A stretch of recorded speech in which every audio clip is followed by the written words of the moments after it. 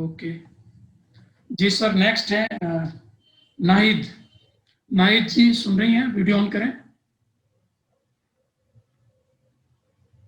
नाहिद खान।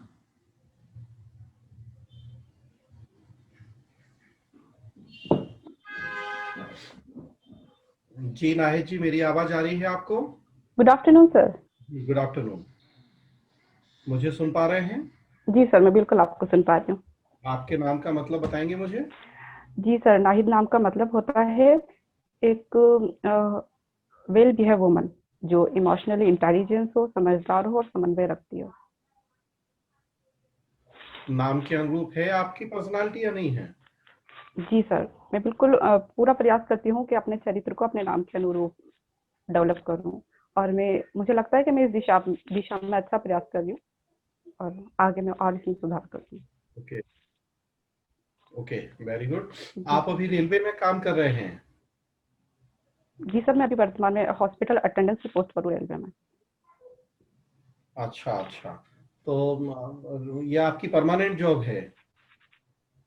जी sir, ये मेरी permanent job है। क्यों छोड़ना चाहते? इंडियन रेलवे तो इतना बड़ा लोगो कर में पूरे वर्ल्ड का, उसे आप छोड़ना चाह रहे हैं? जी सर, इसके कई सारे कारण हैं। मैं अभी वर्तमान में जॉब में हूँ और अच्छी तनख्वाह है, लेकिन सर जो सिविल सर्विसेज है ये एक ऐसा ग्रुप ऑफ कॉम्बिनेशन अवेलेबल कराती है जो मुझे बहुत आकर्षित करता है बचपन से ही। अगर आप परमिशन दो तो मैं बताना चाहूंगी उस ग्रुप ऑफ कॉम्बिनेशन को। हेलो। जी हाँ, बताइए। हेलो। जी सर, जो पहली जी, चीज होती आपकी है सर आवाज वो आ रही है? डाइवर्सिटी होती है। जी सर, आपको मेरी आवाज आ रही है? Hello sir. जी जो जी जी, सबसे आप बोलते रहे, आपकी आवाज मुझे आ रही है। Okay sir.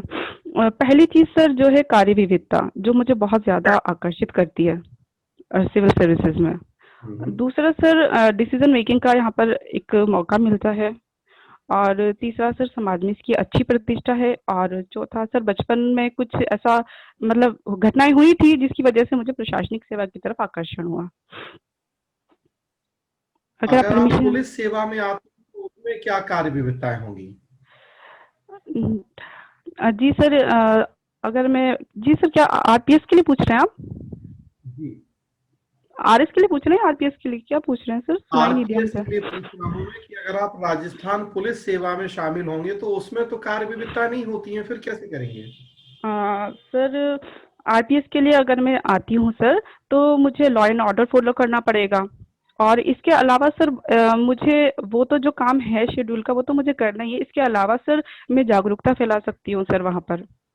और जो क्राइम्स होते हैं उसके लिए और स्पेशली सर महिलाओं का एजुकेट कर सकती हूँ। इसके अलावा सर मैं जो लॉ एंड ऑर्डर है उसे अच्छे से मैनेज कर सकती हूँ। इसके अलावा मैं ये इंश्योर कर सकती हूँ कि वहाँ पर मतलब अपराध कम हो। इसमें मैं अपनी महत्वपूर्ण भूमिका निभा सकती हूँ। मैं महिला हूँ, आरपीएस के रूप में अगर मैं आती हूँ तो मैं महिलाओं के लिए काम कर सकती हूँ सर। और इसके अलावा डेपुटेशंस तो होती ही हैं मुझे लगता है कि प्रशासनिक सेवाओं में। अगर मुझे लगता है कि मुझे आरपीएस के अलावा कहीं और जाना है तो शायद डेपुटेशन अवेलेबल होनी चाहिए, जहाँ तक मेरी जानकारी में है सर। ओके। जी सर। लेकिन महिलाओं के कल्याण के लिए तो आप अभी भी काम कर सकते हैं अगर करना चाहें तो। बिल्कुल सर, मैं महिलाओं के लिए कल्याण के लिए काम कर सकती हूँ। लेकिन सर अभी जो मेरा काम रहेगा वो बहुत छोटे स्तर पर रहेगा। जैसे कि अभी भी मैं प्रयास करती हूँ, जो आस-पास की लड़कियाँ होती हैं जो शिक्षित नहीं हैं या मेरे कार्यस्थल पे जो बहुत सी ऐसी हैं जो शिक्षित नहीं है, तो मैं कोशिश करती हूँ उन्हें शिक्षा देने की। लेकिन अगर मैं प्रशासनिक सेवा में आती हूँ, तो मेरे पास सर ज़्यादा बड़ा प्लेटफ़ॉर्म होगा एक, जहाँ पर मैं बड़े स्तर पर काम कर सकती हूँ सर। ओके। तेजस ट्रेन के बारे में कुछ मुझे बताएंगे? आजकल देख रहा था मैं न्यूज़पेपर में चर्चा थी तेजस की। जी सर, जहाँ तक मेरी जानकारी है ये सबसे तेज़ चलने वाली ट्रेन है तेजस ट्रेन वर्तमान में, भारत में। तो अभी क्यों न्यूज़पेपर में था? कल भी न्यूज़पेपर में था, परसों भी न्यूज़पेपर में था, तेजस से जुड़ी हुई न्यूज़। जी सर, एक्चुअली माफ़ी चाहूँगी, मैंने अभी न्यूज़पेपर तो नहीं पढ़े 2-3 दिन से, मैं कुछ मतलब व्यस्त थी।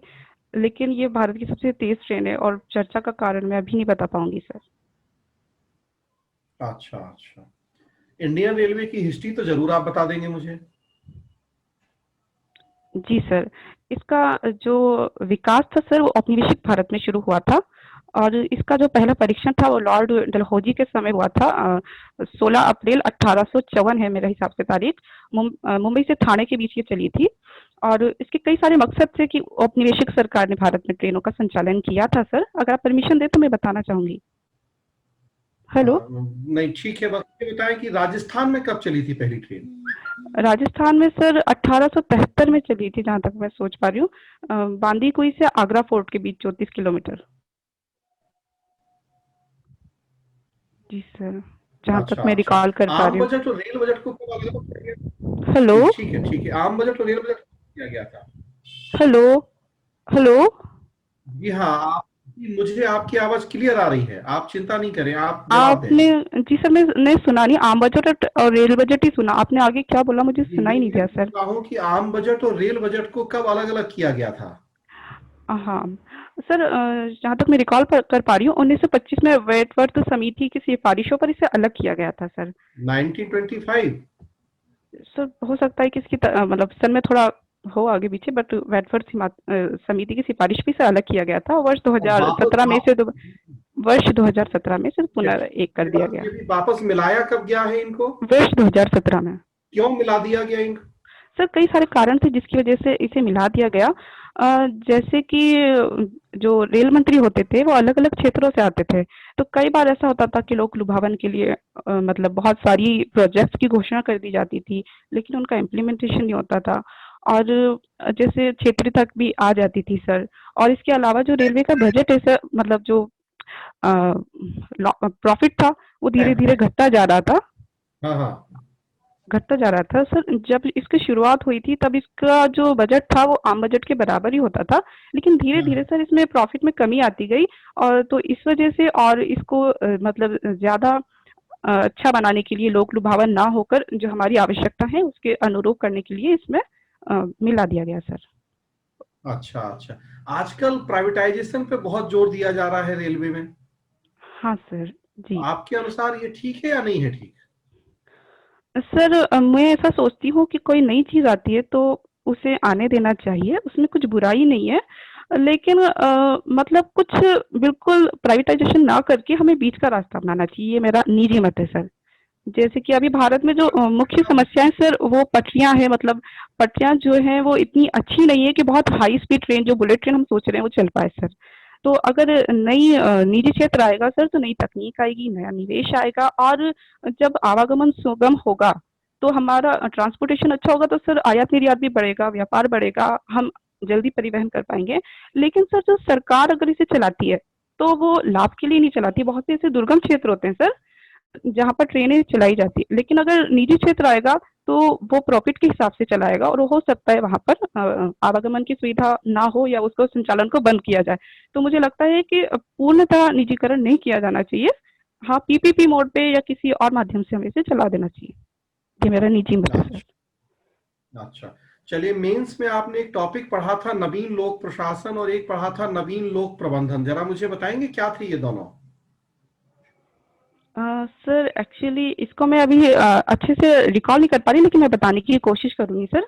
नवीन लोक प्रशासन एक ऐसा प्रशासन होना चाहिए जहां पर प्रशासन और जनता की दूरी जो है वो कम हो, पारदर्शिता आए और इसमें जो है जनता को जानने का अधिकार हो कि मतलब जो बजट आ रहा है या जो योजना है उनका इम्प्लीमेंटेशन कैसे हो रहा है। जनता की प्रशासन में ज्यादा से ज्यादा भागीदारी मुझे लगता है लोक प्रशासन है। हम्म। और नवीन लोक प्रबंधन, जी। प्रबंधन मैनेजमेंट होता है, तो उसी से सर कुछ मैं इसे अच्छे से डिफाइन नहीं कर पा रही सर, माफ कीजिएगा। अच्छा अच्छा अच्छा, जी हायरार्की समझिए क्या होती है, पद सोपान? जी सर, पद सोपान एक व्यवस्था होती है जो कई आधार पर होती है, जैसे पूंजी के आधार पर, शिक्षा के आधार पर एक स्तरीकरण होता है सर। सीढ़ी नुमा व्यवस्था। आप किस आपको चीज की आप किस चीज की हायरार्की पूछ रहे हैं? मैं आपके डिपार्टमेंट की हायरार्की पूछ रहा हूँ। जी सर, हमारे डिपार्टमेंट की जो हायरार्की है वो इस तरीके से है कि सबसे पहले ग्रुप डी आता है सर। ग्रुप डी में सारे लोग आ जाते हैं, जैसे एचए है, सफाई वाले हैं, चौकीदार हैं, एम्बुलेंस ड्राइवर हैं, ये आ जाते हैं। उसके बाद ग्रुप सी आता है। ग्रुप सी में जो बाबू वर्ग है, नर्सिंग वर्ग है और जो टेक्नीशियंस वगैरह हैं वो हैं। उसके बाद सर जूनियर डॉक्टर्स होते हैं, सीनियर डॉक्टर्स और प्रशासन होता है सर, अच्छा, जिसमें CMS SCMS होता है। ओके, चलिए ठीक है। राष्ट्रपति संसद का अभिन्न अंग है, आपने जरूर पढ़ा होगा इस लाइन को। जी सर, मैंने पढ़ा है। क्या मतलब है इस बात का? सर राष्ट्रपति लोकसभा राज्यसभा के साथ इसका एक अभिन्न अंग है, क्योंकि वो उसके हस्ताक्षर के बिना कोई भी विधेयक अधिनियम नहीं बनता सर। और वो जो है संसद के पहले सत्र को शायद सत्रावसान भी करते हैं। और इसके अलावा सर जो है संयुक्त बैठक होती है, किसी विधेयक पर मतभेद होने पर जो संयुक्त बैठक होती है उसे भी वही आमंत्रित करते हैं। चलिए, आपने और कहा बैठक होती है किसी भी विधेयक पे, तो संविधान संशोधन विधेयक पे भी जी होती है सर। संयुक्त बैठक? सर जहाँ तक मैं रिकॉल कर पा रही हूँ, शायद इस पर नहीं होती सर संविधान संशोधन पे। इसका पृथक पृथक सदन से पारित होना जरूरी होता है सर, तो किस जहाँ तरह के तक मैं रिकॉल विधेयकों कर पा रही हूँ सर। बैठक? सर शायद धन विधेयक और संविधान संशोधन विधेयक को छोड़कर बाकी सब पर हो सकती है। इन दोनों के अलावा और कौन कौन से विधेयक होते हैं, जरा ये बताएं मुझे। जी सर, इसके अलावा किसी भी तरह के साधारण विधेयक, वित्त विधेयक और इन सब पर संयुक्त अधिवेशन हो सकता है सर। आज तक कभी हुआ है संयुक्त अधिवेशन हमारे देश में? जी सर, कई बार हो चुका है, कई बार संयुक्त अधिवेशन हो रिसेंटली चुका है कब सर। हुआ था, लास्ट कब हुआ था? मुआफी चाहूंगी सर, मुझे रिसेंट की इस वक्त जानकारी नहीं है। अच्छा अच्छा अच्छा, चलिए, उर्दू पढ़ा है आपने, जी सर। थोड़ा बताएंगे उर्दू के बारे में, कहाँ की भाषा है उर्दू? जी सर, ये बहुत ही रोचक तथ्य है कि उर्दू संस्कृत भाषा से निकली है। जी, वही मैं जानना चाह रहा हूँ, तो थोड़ा मुझे बताएं उर्दू का इतिहास। बिल्कुल सर, मैं बताती हूँ। जब आर्य भारत में आए थे, संस्कृत उनकी भाषा थी सर। उसके बाद धीरे धीरे परिवर्तन हुआ, यहाँ की लोकल भाषाओं से प्रभावित हुई। उसके बाद संस्कृत के बाद प्राकृत भाषा का उद्विकास हुआ। उसके बाद सर अपभ्रंश आई। उसके बाद जो मध्य भारत की भाषाएं हैं, खड़ी बोली, जिसमें खड़ी बोली और जो 5 भाषाएं थी सर, वो आई। उन 5 भाषाओं से सर उर्दू और हिंदी, वर्तमान में जो हिंदी हमारी राजभाषा है, उन दोनों का जो है इवोल्यूशन, उद्विकास साथ-साथ हुआ है सर। उर्दू को उसके आर्य बाद भाषा हम इसीलिए कहते हैं, जी? उर्दू को आर्य भाषा इसीलिए कहा जाता है। जी सर। और कौन कौन सी भाषाएं आर्य भाषाएं कहलाती हैं हमारे देश में? जी सर, उर्दू है, हिंदी है, खड़ी बोली है, हरियाणवी है, पंजाबी है, प्राकृत है, अपभ्रंश है और सिंधी है, पंजाबी है। इन सभी भाषाओं का विकास सर संस्कृत से हुआ है, इसलिए इन्हें आर्य भाषाएं कहा जाता है। उर्दू में लिपि कौन सी होती है? जी सर, उर्दू ने लिपि जो है वो फारसी से ली है सर। अच्छा, भाषा उर्दू है, लिपि फारसी है। जी सर, लिपि इसकी फारसी है। Okay, very good. न्यूज़पेपर तो आपने कहा पढ़ा ही नहीं है आपने? जी सर, अभी कुछ दिनों से मैं नहीं पढ़ पाई थी। अच्छा अच्छा, चलिए, जब न्यूज़पेपर आपने नहीं पढ़ा तो न्यूज़पेपर तो फिर पूछना व्यर्थ है। जी सर। आपकी हॉबी क्या है? सर मेरी हॉबी किचन गार्डनिंग और स्थानीय खेल खेलना है। स्थानीय खेल जैसे? जी सर, जैसे रस्सी कूद हो गया, पकड़म पकड़ाई हो गया और इस तरह के जो खेल होते हैं सर, वो सारे खेल मैं खेलती हूँ। स्थानीय खेलों को हम राज्य या राष्ट्र स्तर पे मान्यता क्यों नहीं दिला पा रहे हैं? जी सर, एक तो इनकी संख्या बहुत ज़्यादा है सर, और ज़्यादातर खेल जो हैं सर, इनके कोई पर्टिकुलर नियम नहीं है, जैसे राज्य राष्ट्रीय खेलों के होते हैं। और वर्तमान में इसके लिए प्रशिक्षण की कोई ऐसी व्यवस्था भी नहीं है, जैसे बाकी खेलों की है। और लेकिन सर ये हमारी संस्कृति के जुड़े हुए हैं, हमारी संस्कृति को भी व्यक्त करते हैं, तो मुझे लगता है इनके प्रोत्साहन के लिए कार्य किया जाना चाहिए। तो कुछ आपके दिमाग में इसके लिए भी आइडिया है कि स्थानीय खेलों को हम प्रोत्साहित करें? जी सर, मुझे बिल्कुल है सर। वर्तमान में मुझे जो चीज़ परेशान करती है सर, छोटे-छोटे बच्चे कंप्यूटर गेम्स में लगे रहते हैं।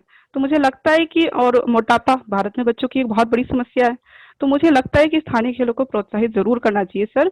इससे उनका सामाजिकरण होगा, समाज को जुड़ेंगे, जानेंगे, फिजिकली एक्टिव होंगे, आस-पास में दोस्तों से दोस्ती करेंगे, उनका मनोविज्ञान का और भावनात्मक स्तर पर वो डेवलप्ड होंगे, सहनशीलता उनमें आएगी सर। तो ओके, ठीक है, जी। वेरी गुड, ठीक है। राजेश सर। जी sir. Good evening sir. Good evening.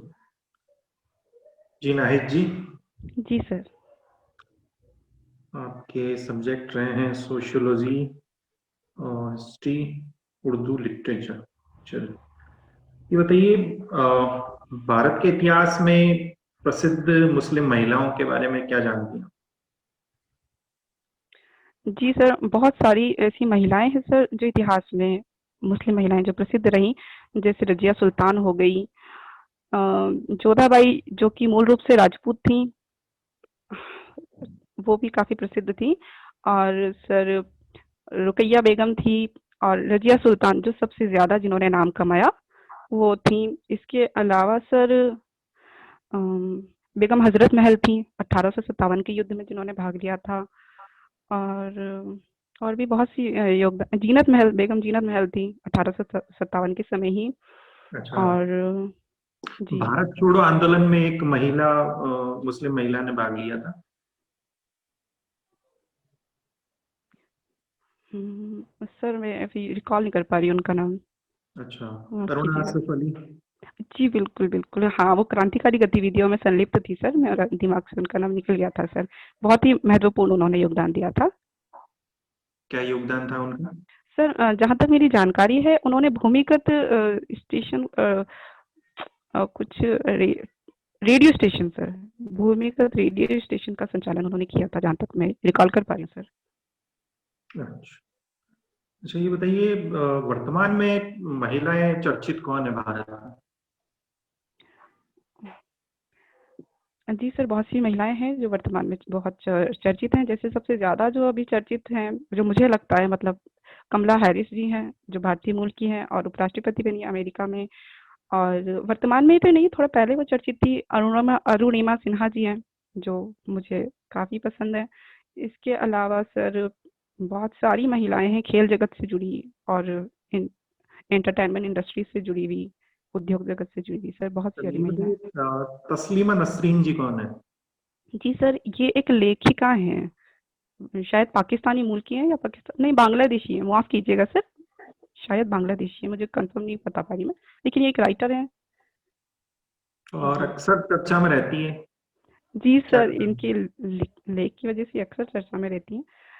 आप मुझ जी सर, ज़्यादा मैं बता नहीं पा रही शायद, लेकिन ये मुसलमानों के कट्टरपंथ के बारे में लिखती हैं, या पाकिस्तान के बारे में लिखती हैं, जिसकी वजह से इन आलोचनाओं का सामना करना पड़ता है सर। अच्छा, अभी विश्व में कौन कौन से देशों में मुस्लिम महिलाएं राजनीति में अच्छे पदों पर, जी सर, सबसे बड़े पहले पदों तो पर? हमारे पड़ोसी देश बांग्लादेश, अ, जी। श्रीमती शेख हसीना जी। इसके अलावा सर पाकिस्तान में हैं, लेकिन अभी मुझे याद नहीं है पाकिस्तान की तो। और सिर्फ महिलाएं बतानी है मुझे। जी जी। जी, कमला हैरिस जी, और जर्मनी की चांसलर एंजेला मर्केल जी, चलिए ठीक। और जी अच्छा ये बताइए, आज का दिन महिलाओं के लिए क्या महत्व रखता है? आज 25 नवंबर है सर। माफ़ कीजिएगा सर, क्योंकि मैंने न्यूज़पेपर नहीं पढ़ा आज, तो मैं रिकॉल नहीं कर चलिए पा मैं रही हिंट देता हूँ, घरेलू हिंसा को लेकर, सॉरी, महिला हिंसा को लेकर कुछ है क्या आज? हूँ। सर मुस्लिम विधेयक आया था, उसकी या तो एनिवर्सरी होगी, दूसरी, पहली या दूसरी, कुछ ऐसा है क्या? चलिए कोई बात हुँ, नहीं। चलिए ये बताइए, जी। भारत में घरेलू हिंसा को लेकर क्या कानून बने हैं?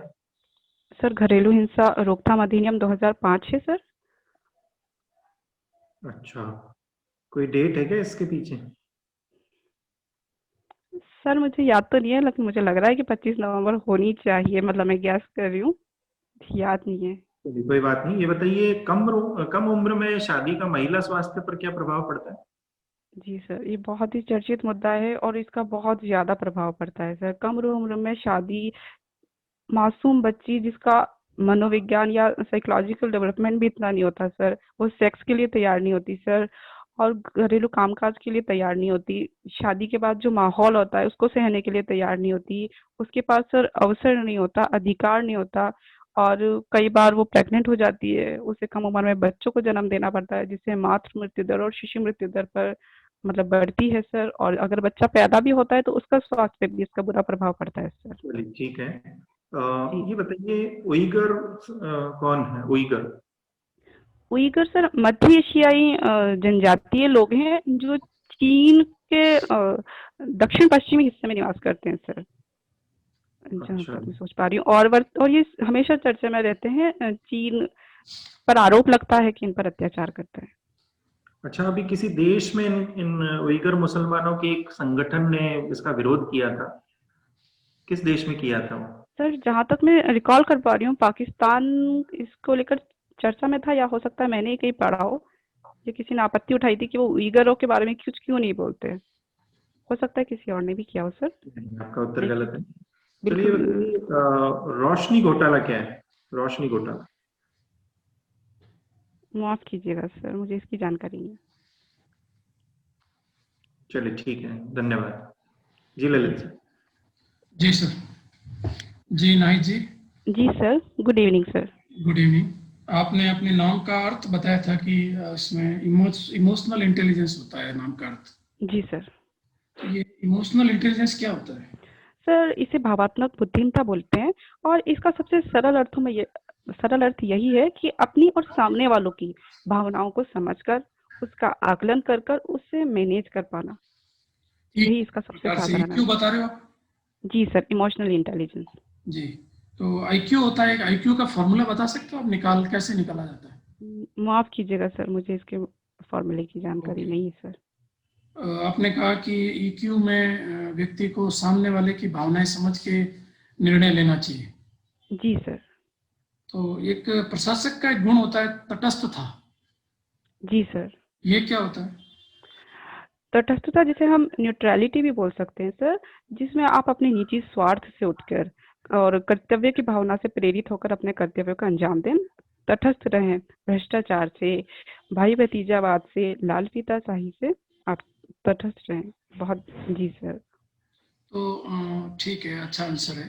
अच्छा ये जी बताइए कि तटस्थता और संवेदनशीलता को एक साथ कैसे मैनेज करेंगे? ईक्यू बिल्कुल। कैसे मैनेज करेंगे? तटस्थता और संवेदनशीलता। जैसे आपने कहा ईक्यू संवेदनशीलता ही होता है ईक्यू तो। बिल्कुल सर, जी मैं बताना चाहूंगी। हाँ बताओ। अ, संवेदनशील होना यानी कि सामने वाले की परिस्थितियों को समझना, भावनात्मक स्तर पर भी और मानसिक स्तर पर भी, और उसकी समस्याओं को दूर करने का प्रयास करना, ये सर संवेदनशीलता है। लेकिन अगर कोई प्रशासक के रूप में है सर, तो उसे उसके लिए काम करना होगा। कोई परेशानी है सामने वाले की तो उसे बिल्कुल दूर करे, संवेदनशील होए, लेकिन सर उसकी कुछ लिमिटेड, कुछ बाउंड्रीज हैं, कुछ जो कोड ऑफ एथिक्स है और कोड ऑफ कंडक्ट है, उसके हिसाब से उसे काम करना है, क्योंकि क्या है सर वो कोड ऑफ प्रशासक है। एथिक्स? क्या है? कोड ऑफ एथिक्स तो सर नैतिक मूल्य ही होते हैं सर, और उसका इम्प्लीमेंटेशन या लिखित रूप, उसे हम कोड ऑफ कंडक्ट बोलते हैं सर। अच्छा। उसके बीच का कुछ ग्रे एरिया होता है जहाँ पर एक प्रशासक से उम्मीद की जाती है कि वो अपने विवेक और बुद्धि का इस्तेमाल करते हुए जन कल्याण के लिए कार्य करे सर। कौन कौन से नैतिक मूल्य अति आवश्यक है? जी सर, मुझे लगता है जो सबसे आवश्यक है वो सत्यनिष्ठा है सर, जिसके बिना बाकी मूल्य व्यर्थ हैं। क्या होता है? अ, जी सर, सत्यनिष्ठता का सबसे साधारण अर्थ जो है सर, सुसंगति आपके सिद्धांतों में और आपके व्यवहारों में, ओके। इसका सबसे सामान्य अर्थ है सर सत्यनिष्ठता। और उसके बाद सर संवेदनशीलता आज के प्रशासन में मुझे लगता है बहुत ज़्यादा ज़रूरी है। इसके अलावा धैर्य, प्रिजर्वेंस बहुत ज़रूरी है, और भावनात्मक बुद्धिमत्ता ज़रूरी है, और ओके। एम्पैथी एंड सिंपैथी दोनों ज़रूरी हैं, ठीक है, और भी ठीक बहुत है से जी। ऐसे मूल्य हैं। अच्छा ये बताएं कि आपने एक भारत सरकार का एक अभियान है आत्मनिर्भर भारत, जी सर। इसके बारे में पढ़ा है आपने? जी सर, पढ़ा तो है, लेकिन बताएं क्या है?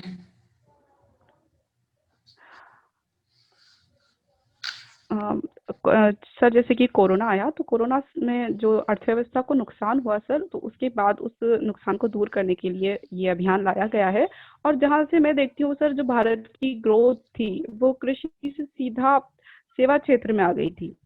बीच का एक हिस्सा रह गया था सर, विनिर्माण क्षेत्र, और जिसकी वजह से मुझे लगता है कि बेरोजगारी ज्यादा है, तो उसे फुलफिल करने में ये बहुत ही बेहतरीन प्रोग्राम है सर, आत्मनिर्भर अभियान। ओके। अच्छा इसमें कहा गया कि जो कोविड का जो ये दौर है, इसको हमें संकट जी मान के इसको अवसर मानना चाहिए। बिल्कुल सर, मैं इस कैसे? चीज में बिल्कुल कैसे? सर यकीन रखती हूँ। जी सर, पहली चीज तो जो मैंने बताई थी सर कि जो विनिर्माण क्षेत्र है और कौशल विकास है वो इससे बढ़ सकता है सर। और दूसरा सर, हमें एक रिव्यू का मौका मिला है सर, क्योंकि कोविड की वजह से हम जो है नई नई चीजें कर रहे हैं सर, और खास तौर से सर महिलाओं के लिए हमें बहुत कुछ करने का इसमें मिलेगा सर। संकट को हमें बदलना है तो सर एक्चुअली सर मैं एक परमिशन लेना चाहूंगी। जी हेलो सर, एक्चुअली मुझे ड्राई आई की प्रॉब्लम है, अगर आप परमिशन मतलब मैं डालना चाहूंगी सर दवाई, मैं भी जी जी, विजुअल आराम से, हैंडीकैप दूँ। बिल्कुल कीजिए। Thank you sir.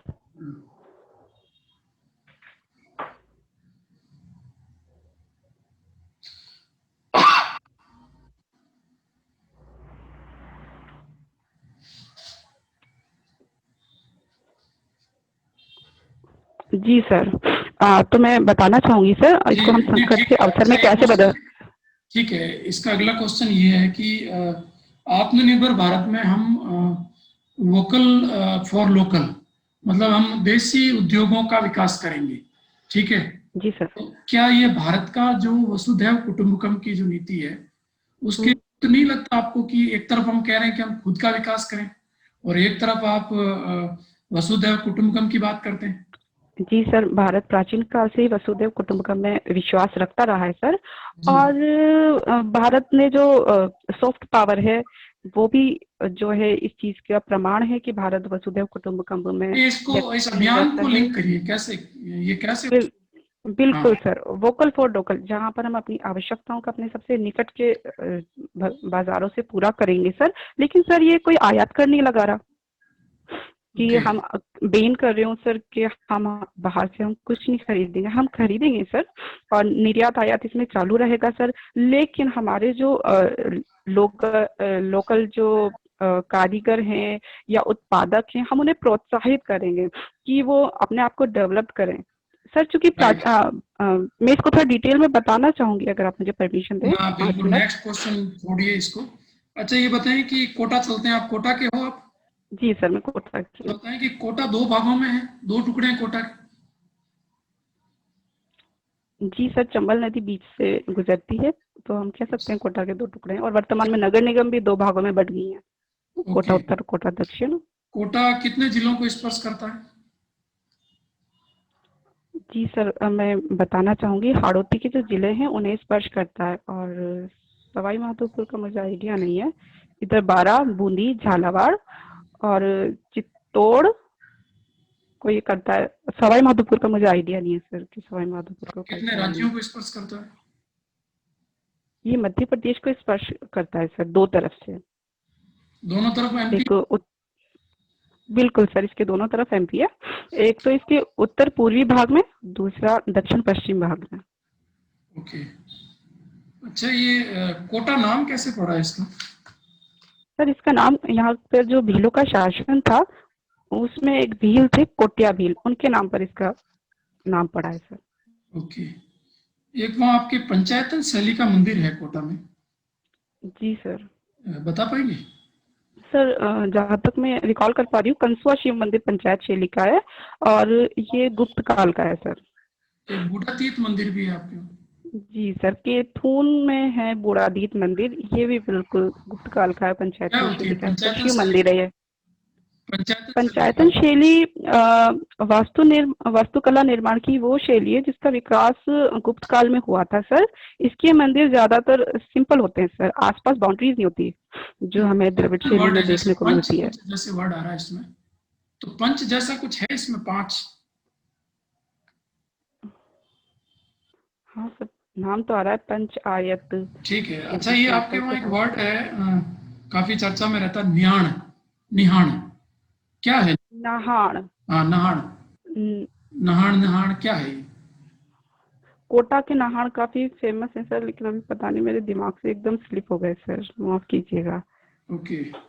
अच्छा ये श्री हनुमान कृषि उपज परिसर,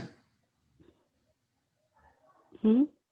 श्री हनुमान कृषि उपज परिसर, इसमें जी वैश्विक सहायता मिली है, अन्य देशों की सहायता से ये हुआ है, बता पाएंगे आप? नहीं सर, माफ कीजिएगा, मैं नहीं बता पाऊंगी। ओके, अच्छा, लास्ट क्वेश्चन मेरा, कोटा डोरिया क्लस्टर क्या होता है? कोटा डोरिया सर कोटा जिले से है और इसे जीआई टैग भी मिला हुआ है। क्लस्टर सर वहाँ पर जो इसके बुनकर वगैरह हैं उनको मिलाकर इस क्लस्टर का निर्माण किया गया है ताकि इसे पूरे राजस्थान और भारत में इसका प्रचार किया जा सके। जीआई टैग क्या होता है? जीआई टैग सर ये बौद्धिक अधिकार संपदा से जुड़ा हुआ शब्द है सर, और इसे जो कोई भी उत्पाद होता है उसकी कोई क्षेत्रीय विशेषताएं कौन होती हैं, देता है ये जैसे टैग? कोटा की सर एक ऑफिस है, मैं उसका नाम तो नहीं बता पाऊंगी, ठीक है भारत जी, लेवल पर है। ओके ओके जी, अतुल सर। जी नाहिद जी, जी सर। जो एक सबसे बड़ी कमी कि आप न्यूज़पेपर नहीं पढ़ रहे हैं। जी सर। बिना न्यूज़पेपर पढ़े इंटरव्यू पास होना तो बड़ा मुश्किल है। आपको पता ही नहीं है कि जी सर, आपके मैं अड़ोस पड़ोस में चारों तरफ क्या हो रहा है। प्रशासनिक अधिकारी का एक सबसे जरूरी गुण है कि वो उसे अवेयरनेस होनी चाहिए, जिज्ञासु होना चाहिए दूसरे को। तो आप कैसे दूसरे के लिए काम कर पाएंगे जब खुद ही आपको कुछ पता नहीं होगा, तो अपने राज्य के बारे में, अपने देश दुनिया के बारे में। जी सर, तो मैं इसे दूर करूंगी। जी, तो इसे आप बिल्कुल अब एकदम न्यूज़पेपर कम से कम 3-4 घंटे ढंग से न्यूज़पेपर, 2 न्यूज़पेपर एटलीस्ट पढ़िए आप, ताकि आपको हमारे देश दुनिया में, राज्य में चारों तरफ क्या हो रहा है उसकी बेहतर तरीके से जानकारी हो। जी बाकी आप बहुत पोलाइट हैं, ये बड़ा अच्छा गुण है आपका, लेकिन थोड़ा सा प्रशासनिक अधिकारी के लिए इतना पोलाइट होना भी कई बार अच्छा नहीं है कि फिर वो उसकी कमजोरी बन जाए। इस बात को भी ध्यान रखना है कि महिला हैं, पोलाइट हैं, लेकिन ये आपकी कमजोरी ना बने। और बहुत सारे जी सर, प्रश्नों मैं में आप ये समझी नहीं कैसे। बहुत सारे प्रश्नों में आप ये बोल रहे हैं कि जहां तक मैं याद कर पा रही हूँ, तो आप अभी मतलब मुझे लग रहा है 90% से ज्यादा प्रश्नों में आपने इसी तरह से संभावना व्यक्त करी है, कोई श्योरली कुछ नहीं बोला है आपने। तो थोड़ा सा कॉन्फिडेंट रहें और नॉलेज लेवल बढ़ाएं, ताकि बार बार हर प्रश्न में ये ना बोलना पड़े कि माफ कीजिए, या जहां तक मैं याद कर पा रही हूँ। जी ये बात बता रही है कि आप कॉन्फिडेंट नहीं है। तो एक बात तो ठीक है, लेकिन अब पूरे 20 मिनट में आप अगर बार ये बोलेंगे आपने उससे भी ज्यादा बोला है, तो फिर ये ठीक नहीं होगा। ठीक है, तो इसके लिए थोड़ा सा पढ़ाई कीजिए। बाकी आपका तो बॉडी लैंग्वेज बहुत अच्छा है, पर्सनालिटी अच्छी है आपकी, बोलते अच्छा है आप, लेकिन अब वो क्या बोलना है, थोड़ा सा वो नॉलेज पार्ट उसमें और ऐड होगा तो वो और 4 चांद लग जाएंगे। जी सर, थैंक यू। जी नाहिद जी, सर ने जी सर। अच्छी समीक्षा कर ली है वैसे तो, लेकिन एक और लाइन जोड़ना चाहूंगा, टू द पॉइंट बोलिए आप। और टू द पॉइंट क्यों नहीं बोल पा रही है, वो आपको नॉलेज अभी पूरा नहीं है इसलिए टू द पॉइंट नहीं बोल पा रही है, आपको उत्तर को कहीं और घुमा देती है, जो पूछा जाता है उससे अलग थोड़ा सा ले जाती है आंसर को। बाकी करंट का बता ही दिया सर ने, स्पष्टता लाइए अपने उत्तर होते हैं उनमें। बाकी शुभकामनाएं। जी सर। जी नायक जी, आपका जो क्षेत्रीय ज्ञान है वो बहुत अच्छा नहीं है। कम से कम कोटा, हड़ौत, ये तो बहुत अच्छी पकड़ आपकी बननी चाहिए इस पे, और ओवरऑल राजस्थान तो अच्छा होना ही चाहिए। तो कोटा, हड़ौत से शुरू करें और राजस्थान तक पूरा कवर करें। और एथिक्स में भी कहीं कहीं अटक रहे हैं, एथिक्स को वापस पढ़िए पूरा। कुछ उत्तर अच्छे थे, ऐसा भी नहीं है। और एक आपकी जो कमी है, राजेश सर मैं बताना चाह रहा था, राजेश सर उसको बता चुके हैं कि आप उत्तर बढ़ा देते हैं, मतलब उत्तर का व्याख्या करने लग जाते हैं। इतनी व्याख्या की आवश्यकता नहीं है। कुछ भी प्रश्न पूछा जाए तो उसको पॉइंट आउट करिए, पॉइंट नंबर 1 2 3 4, बस हो गया काम। हाँ, अगर उन पॉइंट्स को पैनल कहता है कि आप व्याख्या करिए तो करिए, ठीक है। बाकी ओवरऑल बढ़िया, ठीक है सर। अच्छा लगा, ओवरऑल बढ़िया है आपका। बेस्ट। सर मेरे को एक बात पूछनी थी, जैसे मुझे हेलो जी पूछिए। सर मैं पूछ रही थी, मुझे ड्राई आई की प्रॉब्लम है, तो मैं क्या पैनल से जाते ही पूछ लूं कि मतलब मुझे प्रॉब्लम है और हो सकता है मुझे बीच में डालनी पड़े? जी अतुल सर।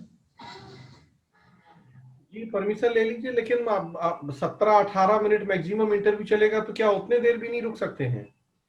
हाँ सर, हो सकता है मुझे जरूरत पड़ जाए, तो मैं जाते ही पूछ लूँ तो इनसे। आप पहले से, जी हाँ, जाते जाते साथ ही आप ये परमिशन ले लीजिए। पहले तो बाहर ही पता कर लीजिएगा, जहाँ वेटिंग एरिया में जी। होंगे तो वहाँ जो लोग होंगे एक बार तो पहले उन्हीं को बता दीजिएगा, ये बात और क्लियर कर लीजिएगा। देन फिर आप एक बार अंदर जी। भी ये बोल सकते हैं, पहले जाते साथ ही पहले बोल दें। Okay sir, thank you sir.